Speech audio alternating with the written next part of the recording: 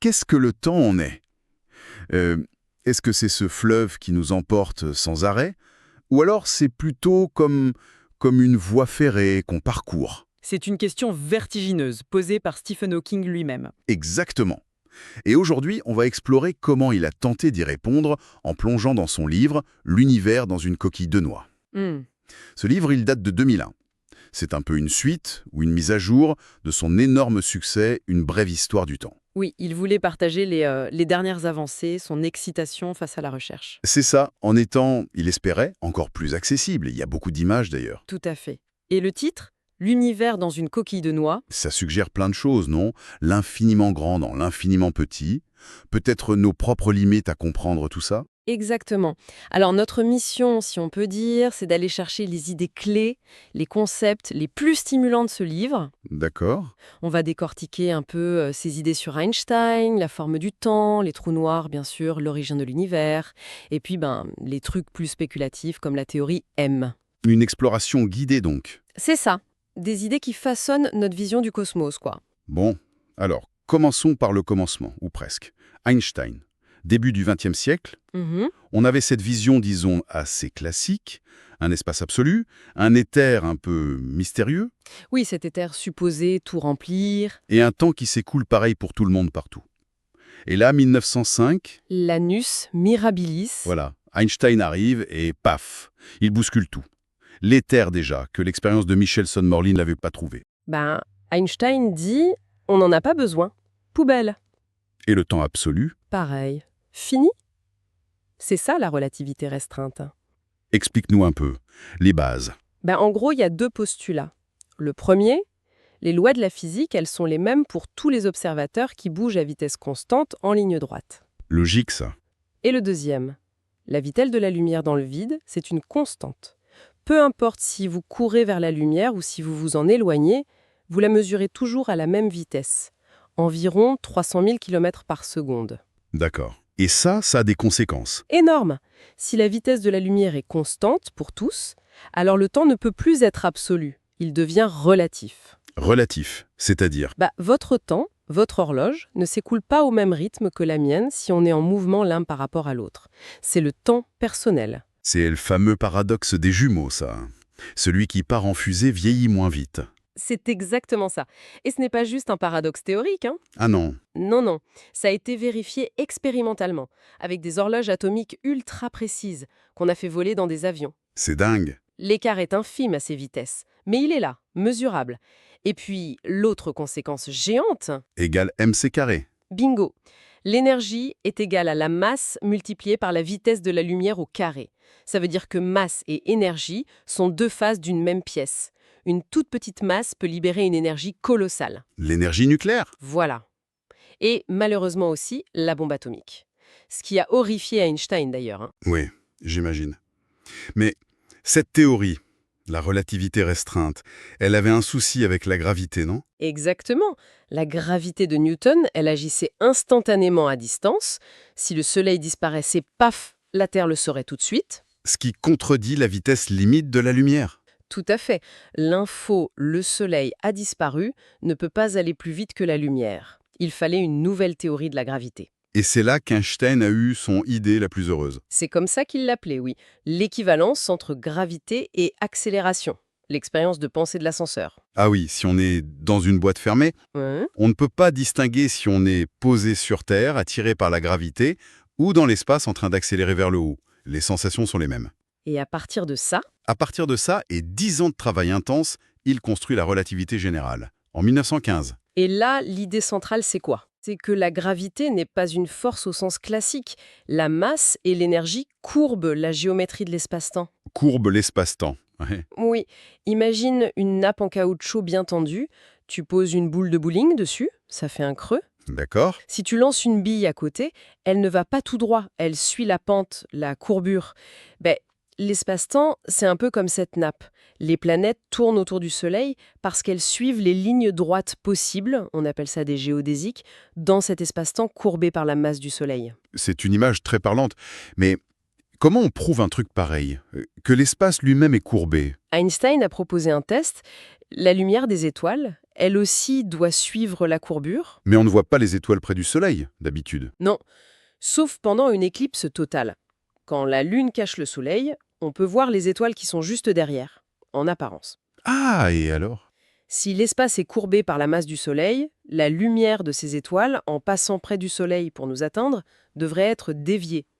Du coup, on devrait voir ces étoiles légèrement décalées par rapport à leur position normale. Et ça a marché? Spectaculairement. En 1919, une expédition menée par Arthur Eddington a observé l'éclipse et a mesuré exactement le décalage prédit par Einstein. Ça a été la gloire immédiate. Incroyable. Il y a aussi cette histoire de constante cosmologique, non? Sa plus grande erreur. Oui, il avait ajouté à ces équations pour que l'univers soit statique, stable, parce qu'à l'époque, on pensait l'univers immuable. Mais on a découvert que l'univers est en expansion? Exactement. Donc Einstein a retiré sa constante en disant que c'était une erreur. Mais l'ironie, C'est qu'elle est peut-être revenue, hein? un peu. On observe aujourd'hui que l'expansion de l'univers s'accélère, poussée par une mystérieuse énergie sombre qui ressemble furieusement à cette constante cosmologique. Donc ce n'était peut-être pas une si grande erreur finalement. D'accord. Bon, cette relativité générale, elle décrit l'univers, donc elle doit nous dire quelque chose sur son origine, j'imagine. Le Big Bang. Oui, c'est un domaine où Hawking a beaucoup apporté, avec Roger Penrose dans les années 60. Qu'est-ce qu'ils ont montré? Ils ont montré que si la relativité générale est correcte, alors si on remonte le film de l'expansion de l'univers, on arrive inévitablement à un point de départ. Une singularité. Voilà. Un point où la densité, la température, la courbure deviennent infinies. Le Big Bang, le début du temps tel qu'on le connaît. Et ça explique pourquoi le ciel est noir la nuit? Le paradoxe d'Olbers? C'est une des conséquences, oui. Si l'univers avait existé de toute éternité, avec des étoiles partout, le ciel nocturne devrait être éblouissant. Le fait qu'il soit noir nous dit que l'univers a un âge fini, et que la lumière des étoiles les plus lointaines n'a pas encore eu le temps de nous parvenir. Mais cette singularité, ce point infini, ça pose un problème aux physiciens, ça, non? Les équations n'aiment pas l'infini. C'est le gros problème. La relativité générale, elle craque au moment du Big Bang. Elle ne sait plus quoi dire. Comme au centre d'un trou noir d'ailleurs. Donc il faut autre chose. Il faut marier la relativité générale avec l'autre grande théorie du XXe siècle, la mécanique quantique, celle qui décrit l'infiniment petit. Et c'est là qu'arrive l'idée de Hawking et Hartle, l'hypothèse sans bord. Exactement. Pour se débarrasser de cette singularité initiale, ils ont eu une idée assez géniale, mais un peu abstraite. Utiliser le temps imaginaire. Le temps imaginaire, qu'est-ce que c'est que ça? Ça sort d'où? C'est une astuce mathématique. On traite la coordonnée de temps comme si c'était une dimension d'espace en plus. C'est juste un outil de calcul, on ne peut pas vivre en temps imaginaire. D'accord. Et ça sert à quoi? Dans ce cadre mathématique, l'histoire de l'univers devient une surface géométrique, et Hartle et Hawking proposent que cette surface soit finie, mais sans bord. Sans bord, comme la surface de la Terre? C'est l'analogie parfaite. La Terre est finie, on peut en faire le tour, mais il n'y a pas de bord où on tombe dans le vide. Le pôle sud, c'est un point particulier, mais les lois de la géographie s'appliquent. Eh bien, l'univers en temps imaginaire, selon eux, commencerait en un point lisse, comme le pôle sud, sans singularité explosive. Donc l'univers pourrait être autosuffisant. Pas besoin d'un avant ou d'une cause extérieure. C'est l'idée radicale, un univers complètement contenu en lui-même, sans commencement brutal au sens où on l'entend. C'est vertigineux. Et Hawking parle aussi des histoires multiples de Feynman. C'est lié. Oui, c'est une autre idée quantique fondamentale. Feynman a montré qu'une particule, pour aller d'un point A à un point B, n'utilise pas une seule trajectoire, mais explore en quelque sorte toutes les trajectoires possibles en même temps. Toutes? Oui. Et ce qu'on observe, c'est une sorte de moyenne, la somme de toutes ces possibilités. Si on applique ça à l'univers entier, Ça veut dire qu'il y a plein d'histoires, d'univers possibles qui coexistent. en superposition quantique, oui, notre univers ne serait qu'une de ces histoires. Mais alors, pourquoi on est dans celle-là? Pourquoi cet univers-ci, avec 3 dimensions, ces lois physiques précises? Ah, la grande question. Et c'est là qu'intervient le principe anthropique. J'avoue que ce principe me laisse toujours un peu perplexe. L'univers est comme ça, parce que sinon on ne serait pas là pour le voir. Ça semble un peu circulaire, non? C'est une critique classique. Et Hawking lui-même en discute les limites. La version faible dit juste une chose assez évidente. Ce qu'on observe doit être compatible avec notre existence. Une tautologie presque. Presque. Mais ça peut quand même filtrer des possibilités. L'exemple des dimensions est frappant. Pourquoi 3 dimensions d'espace? Oui, pourquoi pas 2 ou 4? Hawking explique qu'en 2D, la biologie complexe serait très difficile, ne serait-ce que pour un système digestif. Et en 4D ou plus, les lois de la gravité telles qu'on les connaît ne permettraient pas aux planètes d'avoir des orbites stables autour des étoiles, ni aux électrons autour des noyaux. Ah oui, vu comme ça. Donc, le fait même qu'on existe, nous, observateurs complexes basés sur la chimie et la gravité, ça suggère que seules les histoires d'univers avec 3 dimensions spatiales et une de temps ont pu nous produire. D'accord. Ce n'est pas une explication ultime, mais un critère de sélection parmi toutes les histoires possibles. C'est ça. La plupart des histoires possibles mènent à des univers morts, instables, sans complexité. On est juste dans une des branches réussies. Et est-ce que ce cadre théorique, sans bord, histoire multiple, permet d'expliquer des observations concrètes? Oui, et c'est là que ça devient puissant. Il se trouve que dans ce modèle, les histoires les plus probables mathématiquement sont celles qui décrivent un univers ayant subi une phase d'expansion ultra rapide juste après le début imaginaire. C'est l'inflation cosmique. L'inflation, oui, j'en ai entendu parler. Et cette inflation, prédite par le modèle, explique très bien pourquoi notre univers observable est si plat et si homogène à grande échelle. C'est un des grands mystères sinon. Et les galaxies, les étoiles? Elle viendrait des inévitables petites fluctuations quantiques présentes au pôle sud imaginaire. L'inflation les aurait étirées à des échelles astronomiques, créant des zones légèrement plus denses qui ensuite, par gravité, ont attiré la matière pour former les premières étoiles et galaxies.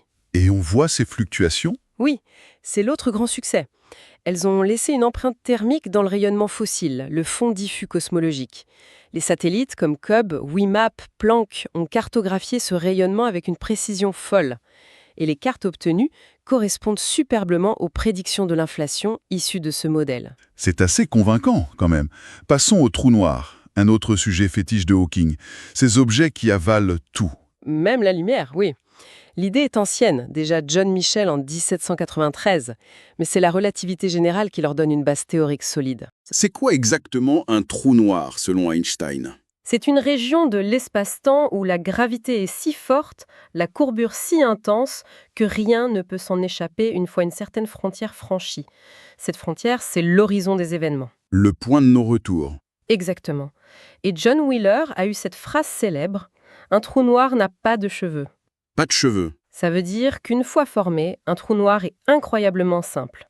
Toute l'information sur ce qui est tombé dedans, la forme, la composition chimique, etc., semble perdue. Il ne reste que 3 caractéristiques. Sa masse, sa charge électrique, souvent nulle, et sa rotation, son moment cinétique. Toute l'info est perdue. C'est là que Hawking intervient, non?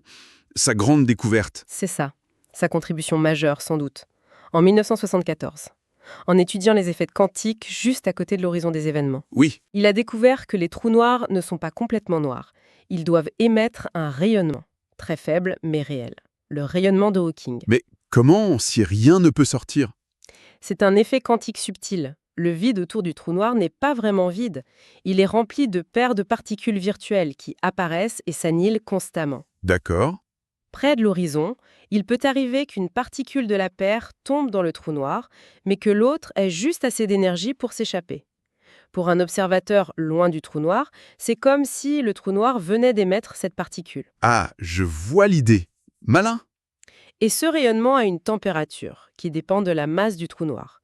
Plus le trou noir est petit, plus il est chaud. Attends, s'il rayonne, il émet de l'énergie.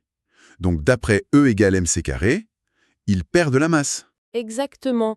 C'est la conclusion incroyable. Les trous noirs s'évaporent. Ils disparaissent à la fin. Oui, bon, très lentement pour ceux qu'on connaît qui font des masses solaires ou plus. Ça prend beaucoup plus longtemps que l'âge actuel de l'univers. Mais en principe, ils finissent par disparaître dans une bouffée de rayonnement. Et là, problème. Là, on tombe sur un os énorme, le paradoxe de la perte d'information. Si le trou noir s'évapore complètement, qu'est-ce qu'il advient de l'information sur tout ce qui est tombé dedans? Une encyclopédie, un ordinateur, nos souvenirs, si on y tombe? Voilà la question cruciale. Si cette information est détruite, remplacée par un rayonnement purement thermique qui ne dépend que de la masse initiale, Ça viole un principe de base de la physique quantique, non? L'information est censée être toujours conservée. C'est exactement ça. La mécanique quantique est déterministe dans le sens où, si on connaît l'état d'un système maintenant, on peut calculer son état futur et passé. L'information ne disparaît jamais. Si les trous noirs la détruisent, alors cette prédictibilité fondamentale s'effondre. Hawking disait quoi là-dessus? Il avait une analogie amusante, je crois. Oui, il disait que si l'information est perdue, alors prédire l'avenir devient aussi fiable que l'astrologie. C'était sa façon de souligner la gravité du problème pour la physique fondamentale. Et alors, on a trouvé une solution? L'info est perdue ou pas? C'est un débat qui a fait rage pendant des décennies. Hawking a longtemps soutenu que l'information était bel et bien perdue. C'était un choc pour beaucoup de physiciens. Mais il a changé d'avis, non? Oui, bien plus tard, notamment sous l'influence des avancées en théorie des cordes et en théorie M. Il a finalement concédé en 2004 que l'information devait probablement être conservée. Hein? Et comment? Elle ressort comment? Alors là, on entre dans le très spéculatif et le très complexe. L'idée qui domine aujourd'hui, issue de la théorie M, Celle avec les dimensions supplémentaires? oui, celle qui postule 10 ou 11 dimensions. Dans ce cadre, on peut imaginer que l'information de ce qui tombe dans le trou noir n'est pas perdue au centre, mais qu'elle reste en quelque sorte imprimée sur l'horizon des événements. Comme un hologramme? C'est l'idée du principe holographique, oui. L'information serait stockée sur l'horizon sous forme d'excitation de cordes ou de branes, des sortes de membranes multidimensionnelles. Et quand le trou noir s'évapore? Le rayonnement de Hawking ne serait pas parfaitement thermique. Il emporterait de façon très subtile cette information encodée sur l'horizon. Donc l'information serait restituée à l'univers. D'accord. Donc le déterminisme quantique serait sauvé. Mais c'est encore une piste de recherche active, j'imagine. Complètement. Le consensus penche vers la conservation de l'information, mais le mécanisme précis, c'est loin d'être compris en détail. On est vraiment aux frontières de la physique. Et dans ces zones un peu folles, il y a le voyage dans le temps. Est-ce que c'est possible selon les théories actuelles? Alors, mathématiquement, la relativité générale n'interdit pas le voyage dans le temps. Certaines solutions des équations d'Einstein contiennent ce qu'on appelle des courbes temporelles fermées, CTC. Des boucles dans le temps. Exactement. Des chemins dans l'espace-temps qui reviennent à leur point de départ, non seulement dans l'espace, mais aussi dans le temps. Si on pouvait suivre une telle courbe, on pourrait revenir dans son propre passé. Et ça mène au paradoxe. Le grand-père, tout ça. Le fameux paradoxe du grand-père. Si je retourne dans le passé et j'empêche la rencontre de mes grands-parents, comment est-ce que je peux exister pour faire ce voyage? C'est un casse-tête logique. Du coup, Hawking pensait que c'était impossible, en pratique. Il a parlé de protection de la chronologie. Oui, il a formulé cette conjecture. L'idée est que les lois de la physique elles-mêmes, peut-être des effets quantiques de la gravité qu'on ne maîtrise pas encore, doivent interdire la formation de ces boucles temporelles pour des objets macroscopiques comme nous ou une machine. Et pourquoi ce serait interdit? Il y a une raison physique? Une des difficultés majeures, c'est qu'il semble qu'il faille de l'énergie négative pour créer une machine à remonter le temps utilisable. De l'énergie négative. Ça existe, ça?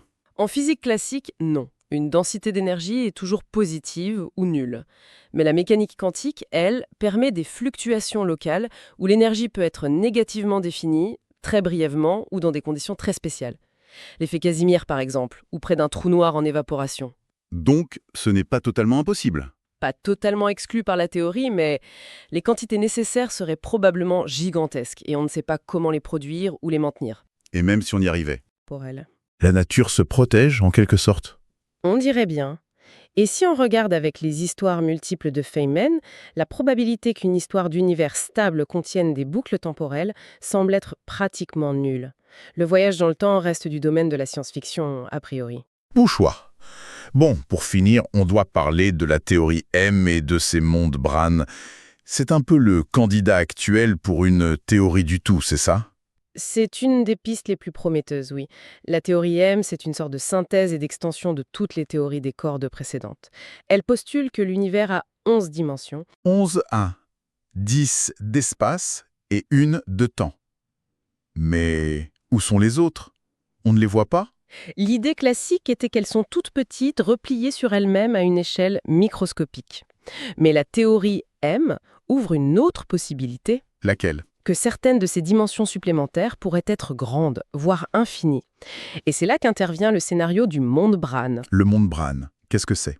L'idée, c'est que notre univers observable, avec ses 3 dimensions spatiales, ne serait qu'une sorte de membrane, une brane flottant dans un espace de dimension supérieure, le bulk. D'accord. Nous serions piégés sur cette membrane? Nous, la matière, la lumière, les forces nucléaires, tout ça serait confiné sur la brane. Mais la gravité, elle, pourrait se propager dans toutes les dimensions, y compris dans le bulk. Ah, et ça aurait des conséquences observables? Potentiellement, oui. Ça pourrait expliquer pourquoi la gravité nous semble si faible par rapport aux autres forces. Comment ça? Parce qu'elle se diluerait en se propageant dans les dimensions supplémentaires, alors que les autres forces restent concentrées sur notre brane. Malin. Et d'autres conséquences? Ça ouvre la porte à l'existence d'autres brènes, d'autres univers parallèles, flottant à côté de la nôtre dans le bulk. Des univers parallèles. Invisibles pour nous, car la lumière de ces univers resterait sur leur brane. Mais on pourrait sentir leur gravité. Attends, la matière noire, ce truc invisible qui pèse lourd dans l'univers. C'est une des idées les plus excitantes. La matière noire pourrait être tout simplement la manifestation gravitationnelle de matière ordinaire située sur une brane voisine, juste à côté de la nôtre, dans le bulk. C'est fou comme idée. Est-ce qu'on peut tester un truc pareil? Ça semble tellement ailleurs. C'est spéculatif, mais pas forcément intestable. Par exemple, si les dimensions supplémentaires sont assez grandes, mais quand même petites, genre moins d'1 millimètre, on pourrait voir des modifications de la loi de la gravité à très courte distance. Il y a des expériences très fines qui cherchent ça. Et dans les accélérateurs de particules? Oui, au LHC par exemple. Si on fait une collision très énergétique, on pourrait créer des particules, comme des gravitons, qui s'échappent de notre brane et s'envolent dans le bulk. On verrait ça comme de l'énergie ou de l'impulsion manquante dans nos détecteurs. C'est une signature activement recherchée. Et l'idée d'holographie, c'est lié à ça? Oui, c'est une conjecture profonde issue de la théorie des cordes et de la physique des trous noirs. L'idée que toute l'information contenue dans un volume d'espace, comme notre univers sur la brane, pourrait être entièrement décrite par une théorie vivant sur la frontière de ce volume, avec une dimension de moins. Comme un hologramme, qui stocke une image 3D sur une surface 2D.